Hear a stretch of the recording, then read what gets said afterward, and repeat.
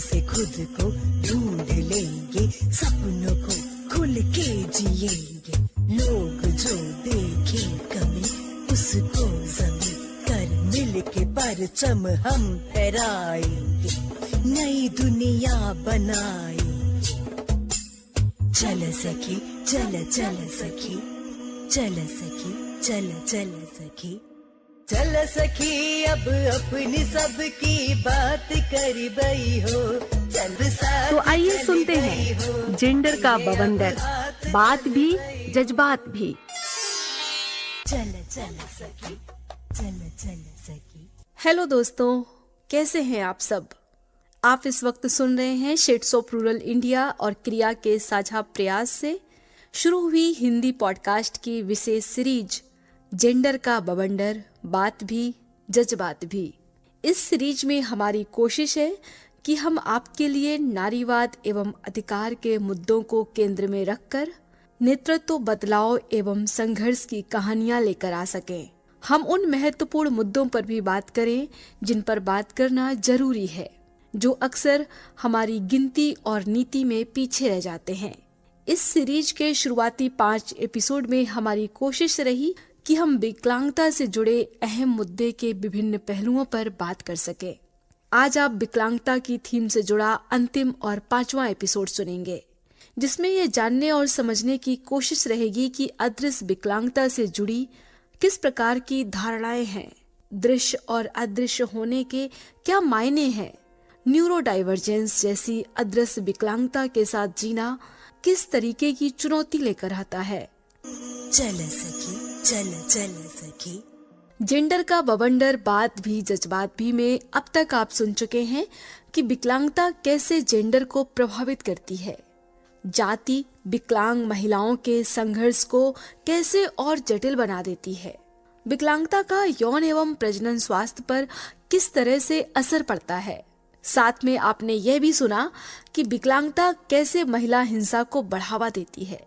इस सीरीज में यह भी जानने की कोशिश की कि क्रिया WGG प्रोग्राम के तहत किस तरह से विकलांगता के साथ जी रही महिलाओं के क्षमता वर्धन के लिए काम करती है। अब तक हम विकलांग महिलाओं से जुड़े अलग अलग मुद्दों पर अपनी समझ बनाते हुए आए हैं।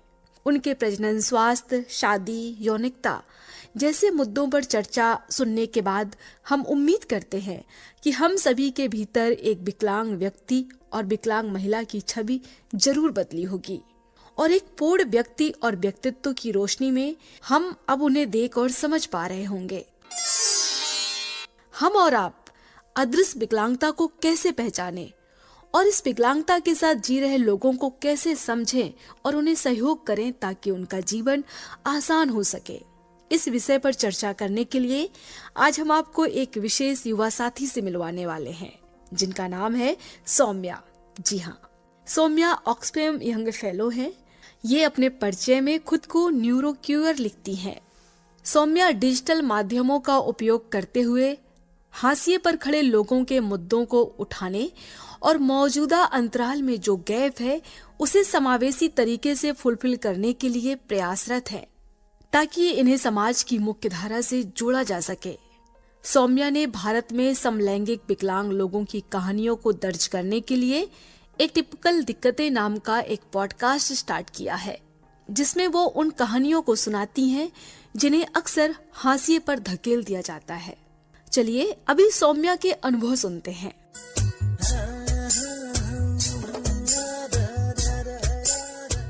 दुनिया में अंडरस्टैंडिंग नहीं है, दुनिया में सेंसिटाइजेशन नहीं है, इसीलिए मेरे लिए बैरियर्स होते हैं, जिसकी वजह से मैं डिसेबल्ड हूँ। जब मैं दुनिया में घुल मिल नहीं पा रही हूँ, खुद को अकेला महसूस कर रही हूँ, उसके वजह से मुझे डिप्रेशन, एंजाइटी चीजें हो रही है, तकलीफ हो रही है। विजिबल को देख के फिर भी मदद उतनी मिल जाती है, बट क्योंकि लोग इसको समझ ही नहीं पाते, नॉन विजिबल डिसेबिलिटी जो अदृश्य विकलांगता है उसको समझ ही नहीं पाते, तो उतना सपोर्ट भी नहीं मिलता। ये दुनिया ना बड़ी वोलेटाइल है या फिर बहुत वायलेंट है मेरे लिए।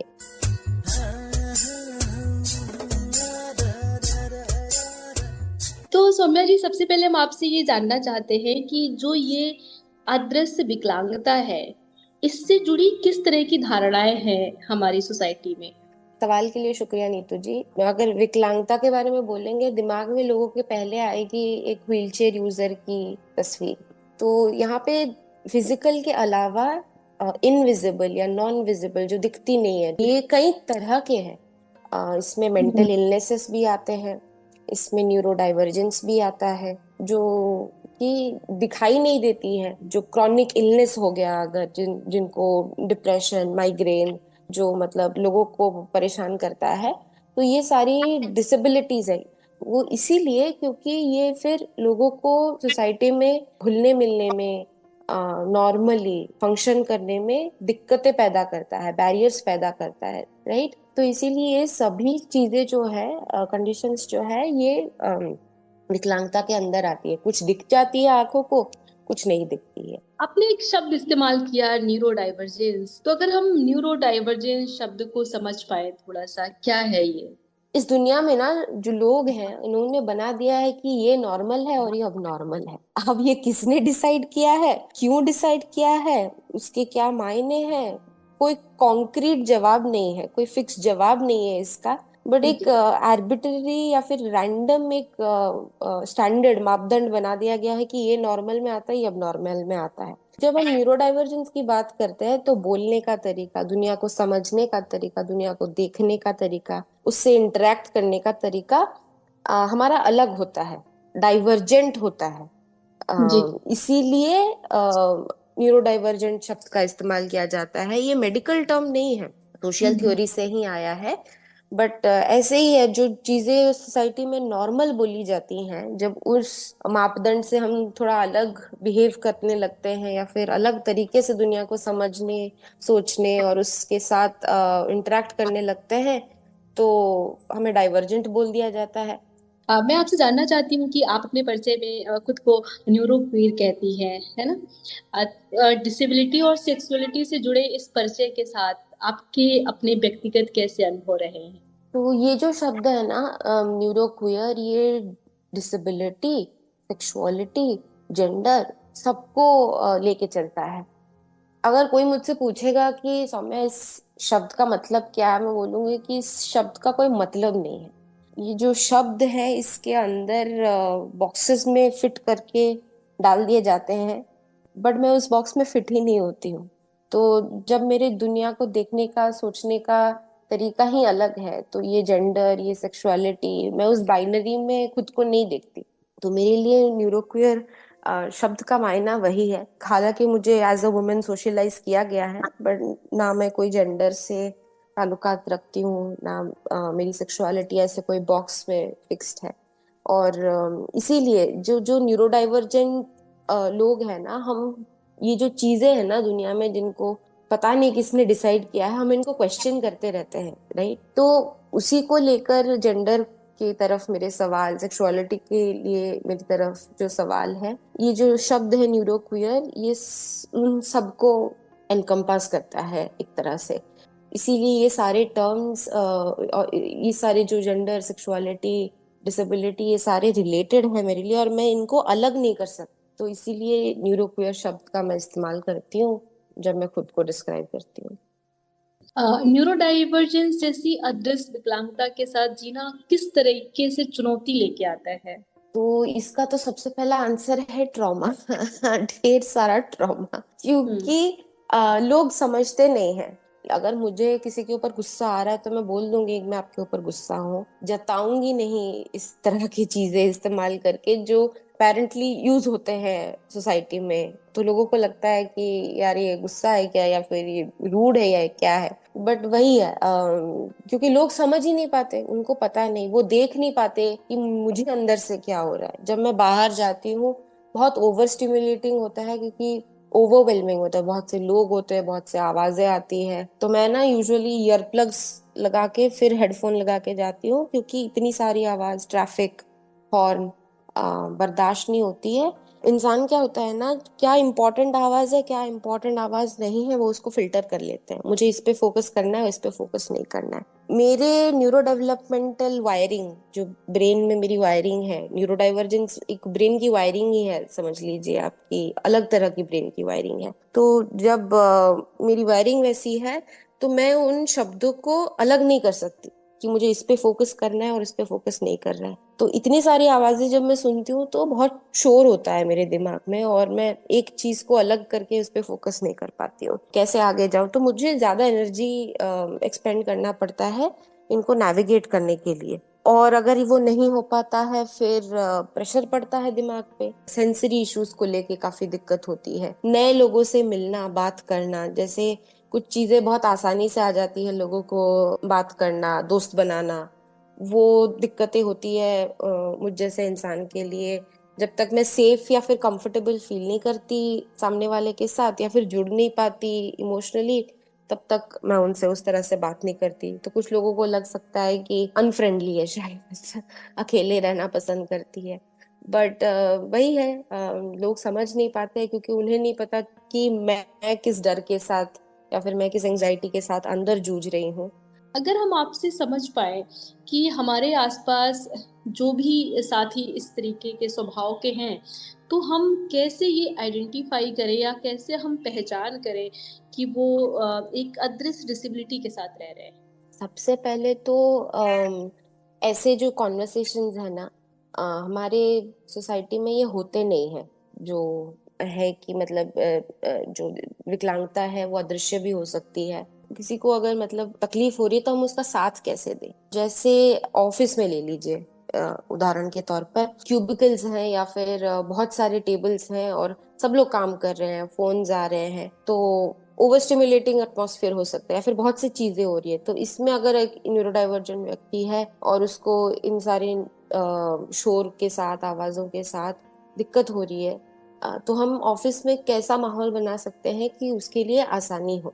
हम इसके बारे में बात ही नहीं करते। जिस इंसान को तकलीफ हो रही है वो भी नहीं जान पा रहा कि मुझे तकलीफ हो रही है, वो पुश करते हुए जाता है अनटिल उसकी एनर्जी मतलब खत्म हो जाती है, और फिर चिड़चिड़ापन और वो सारी चीजें भी आने लगती है। फिर जजमेंट भी उसी को फेस करना पड़ता है ना। अगर हम समझने लगेंगे और सेफ एनवायरनमेंट या एटमॉस्फेयर बनाने लगेंगे तो वो भी सेफ फील करेगा आके बोलने के लिए कि मुझे ना यहाँ पे दिक्कत हो रही है क्योंकि इतनी सारी आवाजें हो रही है, मैं कंसंट्रेट नहीं कर पा रहा हूँ। वो सेफ फील करेगा आके आपको बोलने के लिए कि मुझे इस तरह की मदद चाहिए। क्योंकि प्रॉब्लम ये है कि ये जो विकलांगता है, अदृश्य, सब अलग होते हैं। मतलब मेरी जैसे मैं ऑटिज्म को एक्सपीरियंस करती हूँ, एक और ऑटिस्टिक व्यक्ति वैसे एक्सपीरियंस नहीं करता होगा। सबके डिफरेंट चैलेंजेस होते हैं, और थ्रेशोल्ड जो कैपेसिटी होती है ना हर चीज को नेविगेट करने की, वो भी अलग अलग होती है। तो हमें बेसिकली सेफ एटमॉस्फेयर बनाना पड़ेगा,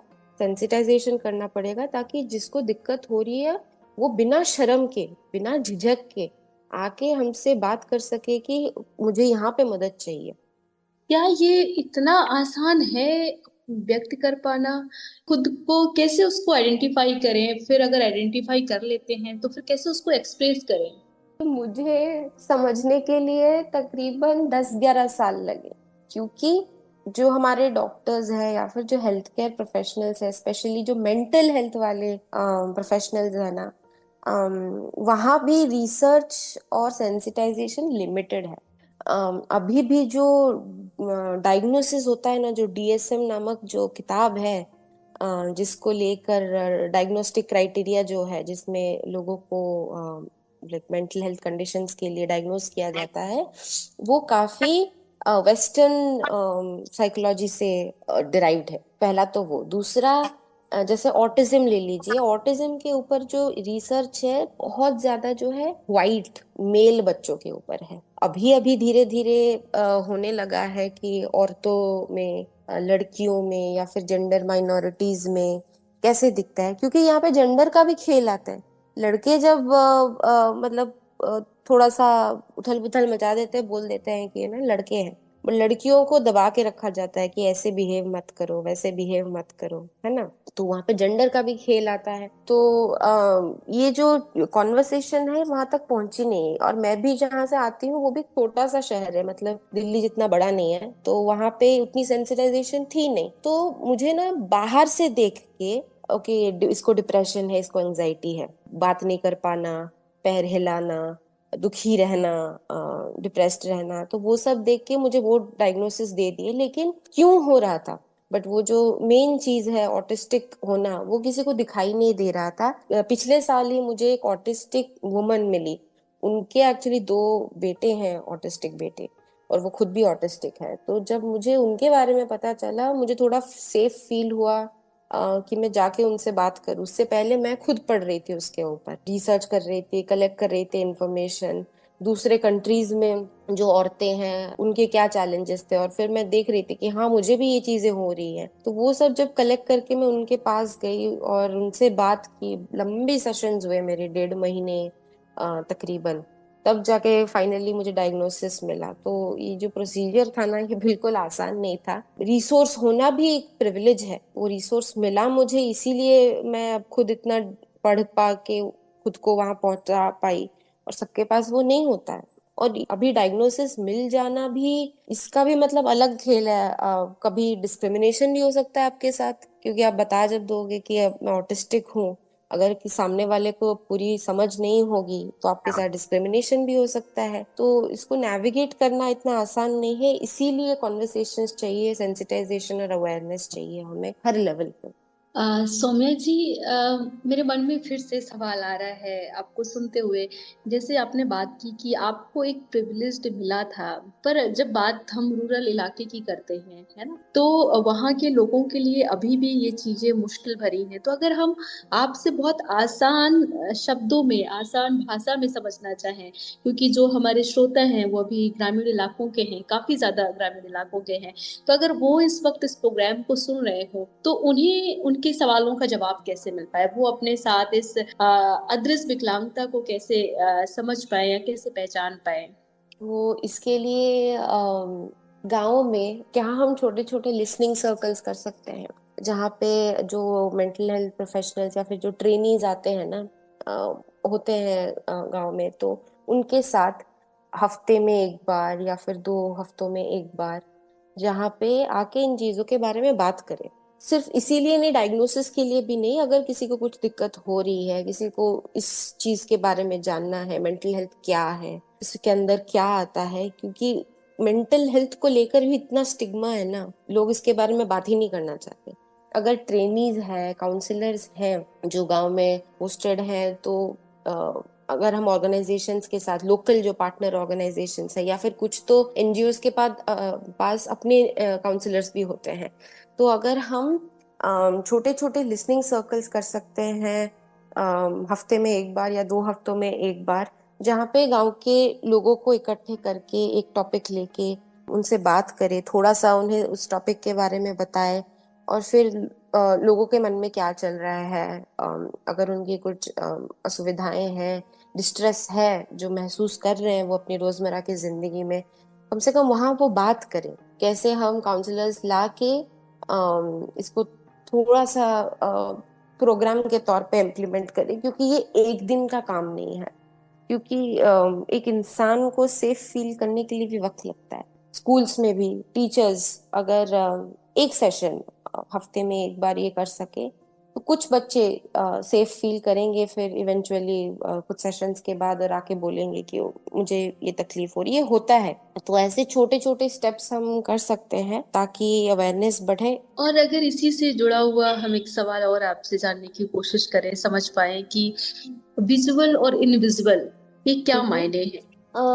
विजिबल मतलब जैसे मैंने कहा ना, अगर व्हील चेयर यूजर है, जो अगर व्हील चेयर का इस्तेमाल कर रहे हैं, तो वो लोगों को दिखता है कि ठीक है, इनको मदद चाहिए होती है मोबिलिटी के लिए। कोई क्रच इस्तेमाल करता है तो उनको पता होता है कि ठीक है, इनको मोबिलिटी के लिए हेल्प चाहिए होता है। बट जैसे ऑटिज्म हो गया, या फिर मेंटल हेल्थ, मेंटल इलनेसेस हो गए, या फिर क्रॉनिक इलनेस हो गया, जो पेन रिलेटेड इलनेसेस होते हैं, वो किसी को दिखते नहीं है। लोगों को लगता है ये नॉर्मल है, ये अब नॉर्मल है। उसके वजह से मेरे लिए बैरियर्स क्रिएट हो जाते हैं, इसके वजह से मैं डिसेबल्ड होती हूँ। तो मेरी जो डिसेबिलिटी है वो सोशल, कम्युनिकेशन और एनवायरनमेंट जो है, सेंसरी वाइज भी, इन सब चीजों को लेके होती है, जो कि सामने वाले को दिखाई नहीं देती है।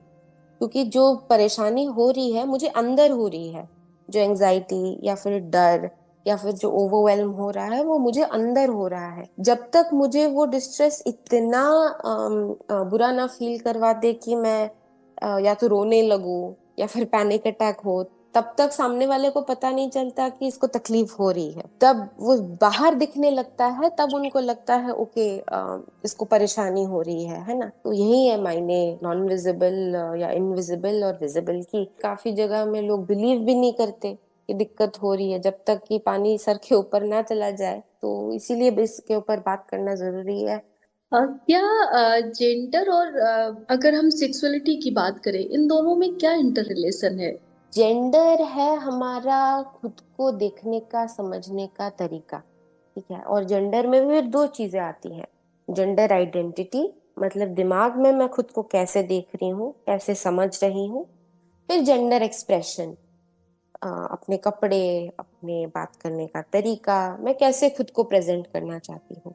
जैसे मैं, क्योंकि लाइक मेरे डॉक्यूमेंट्स वगैरह में, और मुझे बड़ा भी उसी तरह से किया गया है एज अ गर्ल, लड़की, वुमन, राइट। तो हालांकि मेरा सोशलाइजेशन वही हुआ है और डॉक्यूमेंट्स में भी वही लिखे जाते हैं क्योंकि लीगल डॉक्यूमेंट्स हैं ये सब। पर मैं खुद को नहीं देखती किसी भी बॉक्स में। बट मैं फिर भी मोस्टली जो लड़कियां कपड़े पहनती हैं, औरतें कपड़े पहनती हैं, मैं वही पहनती हूँ। क्यों? अपनी सेफ्टी के लिए। क्योंकि कैसे दुनिया को नेविगेट करना है, अल्टीमेटली सेफ्टी इस पे डिपेंड करता है। क्योंकि अगर मैं ऐसे कपड़े पहनूंगी तो मैं सेफ रहूंगी। तो जेंडर आइडेंटिटी और जेंडर एक्सप्रेशन हमेशा सेम नहीं होता है सबके लिए।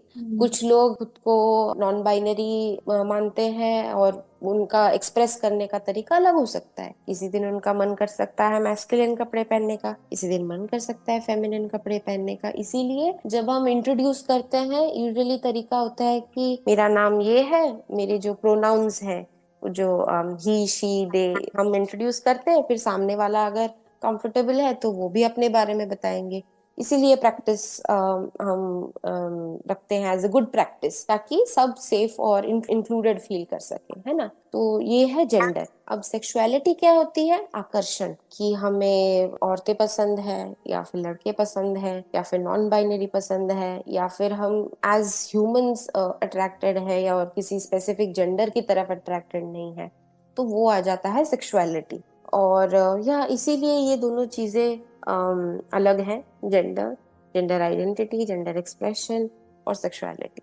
तो मैं बस एक चीज आपसे और जानना चाहती हूँ कि जो डिसेबल्ड व्यूअर होने के आज के समय में क्या मायने हैं, क्या इसकी चुनौतियां हैं, क्या इसके अनुभव हैं, अगर आप थोड़ा सा बता पाए।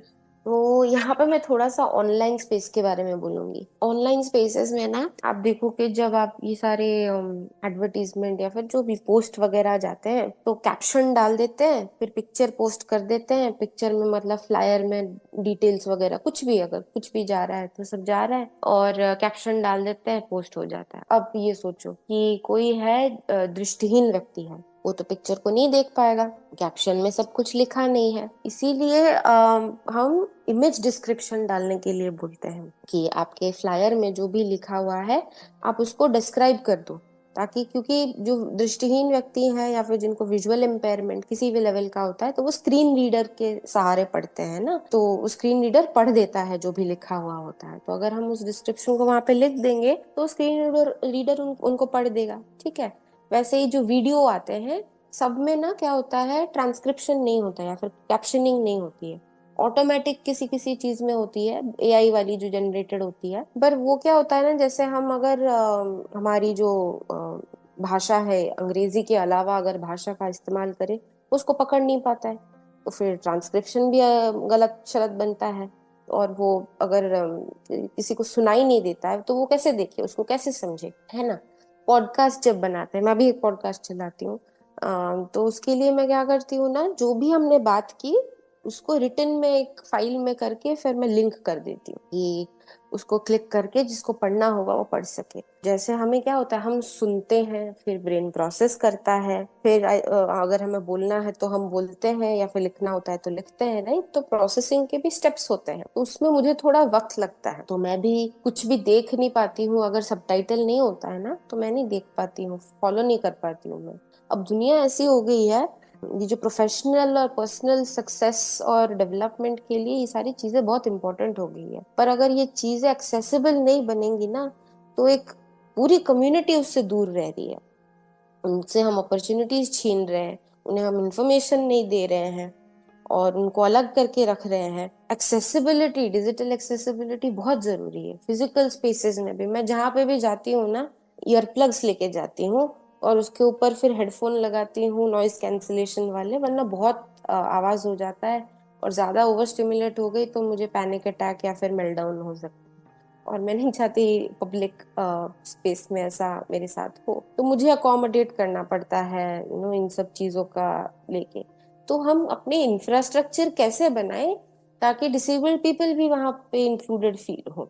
जब ऑफिस बिल्ड होते हैं तो क्या हम एक सेंसरी रूम रख सकते हैं, अगर हमारा डिसेबल्ड व्यक्ति हो तो वहां पे वो जाके काम कर सके। स्कूल में भी एक सेंसरी रूम क्या हम रख सकते हैं, अगर कोई बच्चा है तो वो वहां पे जाके थोड़ा सूद कर सके या फिर रिलैक्स कर सके थोड़े टाइम के लिए। ये सब चीजें शुरुआत से ही हमें सोचने की जरूरत है ताकि डिसेबल्ड लोगों को हम पीछे ना छोड़ दें। थोड़ी सी मदद अगर सामने वाले के मतलब हमारी सोसाइटी से, सामने की तरफ से मिल जाए, थोड़ा आसान हो जाएगा हमारे लिए। हमें शुरुआत से ही डिसेबिलिटी के बारे में सोचते हुए चलना है, ना कि एज एन आफ्टर थॉट कि हम अब क्या करें। हमें शुरुआत से ही उसके बारे में सोचना चाहिए, क्योंकि हर तरह की डिसेबिलिटी दिखती नहीं है और हमें आइडियली दुनिया इंक्लूसिव बनानी है, या फिर कोई हल्का महसूस करे, उन्हें लगे कि हाँ मैं अकेला नहीं हूँ, मैं अकेली नहीं हूँ, मेरे जैसे लोग हैं दुनिया में। और कभी कभार ना अगर हम ऐसे हमें हमें ऐसे कुछ लोग मिल जाते हैं, छोटी सी हमारी कम्युनिटी बन जाती है, तो जिंदगी थोड़ी आसान हो जाती है। बिल्कुल। बस मेरा आपसे एक आखिरी सवाल, और हम चाहते हैं कि आप अपने अनुभव के साथ उसका जवाब दें ताकि हम थोड़े और सजग बन पाए इस तरह के लोगों के साथ। तो हम ये समझना चाह रहे थे कि हमारे आसपास जो भी न्यूरोज डाइवर्जेंट के साथ लोग जी रहे हैं, हम उनकी लाइफ को आसान करने के लिए उन्हें कैसे हम सहज महसूस कराएं। अगर आप थोड़ा सा हमें बता पाए अपने निजी अनुभवों के साथ भी जोड़ते हुए, तो शायद हमारी समझ और बेहतर होगी और हम ज्यादा संवेदनशीलता के साथ उस पे काम कर पाएंगे। जी, मैं फिर से बोलूंगी कि सबकी चुनौतियां अलग होती हैं, इसीलिए पूछना जरूरी होता है। हमें अज्यूम नहीं करना है या फिर अपने सॉल्यूशंस दूसरों पे नहीं डालने हैं।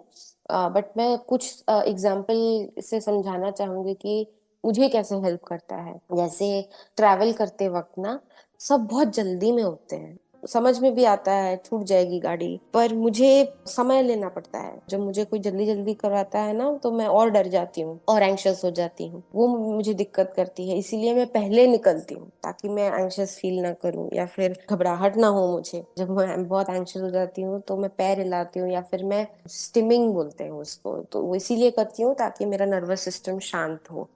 या तो मैं आगे पीछे हिलती रहती हूँ या फिर पैर हिलाती रहती हूँ। पर ये सोसाइटी में कल्चरली बना दिया गया है। जैसे घर में मुझे बचपन में बोलते थे कि लड़कियां ऐसे नहीं करती, हिलती डुलती नहीं है, पैर नहीं हिलाती वरना लक्ष्मी चली जाती है। अब ये किसने बोल दिया बताओ। तो यही जो सारे हमारे कल्चरल चीजें हैं ना, इसके वजह से फिर हमें लगता है कि हम ही गलत है। कि जब हम अलग पैदा होते हैं ना, तो नेचुरली हमारे पास कुछ टूल्स भी होते हैं। अगर मुझे घबराहट हो रही है तो मैं क्या करूँ, वो नेचुरली टूल्स के साथ हम पैदा होते हैं। हमें रिप्रेस करवा दिया जाता है कि ऐसे नहीं करते, वैसे नहीं करते, या फिर हम रिप्रेस करने लगते हैं। फिर वो बॉडी में एंजाइटी जम जाती है, क्या करें कैसे निकले, है ना। तो वो जब निकल नहीं पाती फिर चिड़चिड़ापन होता है, तो वो एक के बाद एक दिक्कतें बढ़ती जाती है ना। तो थोड़ी सी समझ चाहिए। तो ये एक चीज हो गई। मैं जब हाइपर फोकस में होती हूँ ना, तो उस समय मेरा खाना पीना भी गुम हो जाता है। तो उस हिसाब से मैं लेके चलती हूँ कि 3-4 घंटे मैं एकदम हाइपर फोकस होकर ये काम कंप्लीट करूंगी, फिर ब्रेक लूंगी, फिर 3-4 घंटे। तो जब एडहॉक चीजें आती हैं मेरे लिए, मतलब अभी तुरंत इमीडिएट चाहिए, तब मुझे दिक्कत होती है। और तब जाके मैंने अपने ऑफिस में मैंने बात की इसके बारे में कि आप मुझे बता दो आपको क्या चीज प्रायोरिटी के हिसाब से किस हिसाब से चाहिए, तो उस हिसाब से मैं अपनी प्लानिंग कर लूंगी। ये दुनिया ना बड़ी वोलेटाइल है या फिर बहुत मतलब वायलेंट है मेरे लिए। मैं सामने वाले को बता देती हूँ कि मुझे तुरंत चीज मुझसे एक्सपेक्ट ना करें, मुझे आप बता दें, हेड्स अप दे दे, उस हिसाब से मैं आपको करके डिलीवर कर दूंगी। कॉल्स भी हैं तो मुझे ऐसे कॉल्स ना करें, मुझे थोड़ा सा एक टाइम दे दीजिए, हेड्स अप दे दीजिए, उससे मुझे आसानी होती है, वरना मुझे एंग्जाइटी हो जाती है और टास्क स्विचिंग में दिक्कत होती है। तो ये कुछ रोजमर्रा के चीजें हैं, और अब तो मैं ओपनली बात कर लेती हूँ लोगों से कि मुझे इसमें मदद चाहिए, आप 2 कदम आप बढ़ाओ, 2 कदम मैं बढ़ाऊंगी, तो काम आसानी से हो जाएगा। बट यही थोड़ी अंडरस्टैंडिंग, थोड़ा सा पेशेंस चाहिए, क्योंकि हमारी जो कैपिटलिस्ट सोसाइटी है ना, सब कुछ ऐसे चाहिए। सौम्या जी, आपको बहुत शुक्रिया कि आपने हमें बहुत बेहतर तरीके से अपने अनुभव के साथ जोड़ते हुए समझाने की कोशिश की अदृश्य विकलांगता के बारे में। और निश्चित तौर पे जो श्रोता आपको सुन रहे हैं, अगर उनका कोई भी सवाल है सौम्या जी से, आप कुछ भी वो जानना चाहते हैं, तो आप शेड्स ऑफ रूरल इंडिया पे मेल लिखें, हम आपके सवालों को सौम्या जी तक पहुंचाएंगे और उम्मीद करते हैं कि जैसे ही हमें जवाब मिलेंगे तो हम अपने श्रोताओं के साथ साझा करेंगे। तो बहुत शुक्रिया सौम्या जी। थैंक यू नीतू जी, शुक्रिया। खुद से खुद को ढूंढ लेंगे, सपनों को खुल के जिएंगे। सौम्या से बात करते हुए हमारी अदृश्य विकलांगता पर समझ और पुख्ता हुई। हमें एक नए शब्द न्यूरो डाइवर्जेंस जैसी अदृश्य विकलांगता के साथ जी रहे लोगों की मुश्किलों को समझ पाए। WHO की 2011 की विश्व विकलांगता रिपोर्ट के अनुसार दुनिया की करीब 15% आबादी किसी न किसी तरह की विकलांगता के साथ जी रही है। सौम्या से बात करते हुए मुझे लगा कि हमारे आसपास ऐसी न जाने कितनी प्रकार की अदृश्य विकलांगता होगी। इसके साथ जी रहे लोग भी सैकड़ों की तादाद में होंगे, पर कई बार हम जानकारी के अभाव में अदृश्य विकलांगता के साथ जी रहे लोगों की मुश्किलें शायद नहीं समझ पाते हैं। साथियों, उम्मीद करते हैं आपको विकलांगता से जुड़े 5 एपिसोड जरूर पसंद आए होंगे। अगर आपका कोई सवाल या सुझाव है तो आप हमें हमारे मेल ID shadesofruralindia@gmail.com पर मेल करके जरूर बताएं। आपके सुझाव हमारे लिए कीमती होंगे। अगर आपका विकलांगता से जुड़ा कोई सवाल है तो हम उसका जवाब देने की पूरी कोशिश करेंगे। आज से विकलांगता की थीम से जुड़ा यह आखिरी एपिसोड था, सीरीज का नहीं। इस सीरीज के आगामी 5 एपिसोड ट्रांस अधिकार के मुद्दों से जुड़े होंगे। हम हर एपिसोड में ट्रांस व्यक्तियों से जुड़े मुद्दे के अलग अलग पहलुओं पर बात करेंगे। जेंडर का बवंडर बात भी जज्बात भी के 6ठे एपिसोड में आप सुनेंगे कि जेंडर और सेक्सुअलिटी की समझ और राजनीति में ट्रांस व्यक्ति और आंदोलन खुद को कहां देखते हैं। तो श्रोताओं, अगले सप्ताह सुनना ना भूलिएगा जेंडर का बवंडर बात भी जज्बात भी का 6ठा एपिसोड। तब तक मुझे यानी नीतू को दीजिए इजाजत, फिर मिलेंगे। नमस्कार। अब अपनी सबकी बात कर बई हो, चल सब साथ चल बई हो, लिए अब हाथ चल बई हो। चल सखी अब अपनी सबकी बात कर बई हो, चल सब साथ चल बई हो, लिए अब हाथ चल बई हो। मजबूर साथी कोई छूटे नहीं पावे हो, जिंदगी खुल के जिए हुई जिम्मेदारी हो। मजबूर साथी कोई छूटे नहीं पावे हो, जिंदगी खुल के जिए हुई जिम्मेदारी हो। बात ही से बात बनी है जागे दुनिया सारी, चल सब साथ चल बई हो, लिए अब हाथ चल बई हो।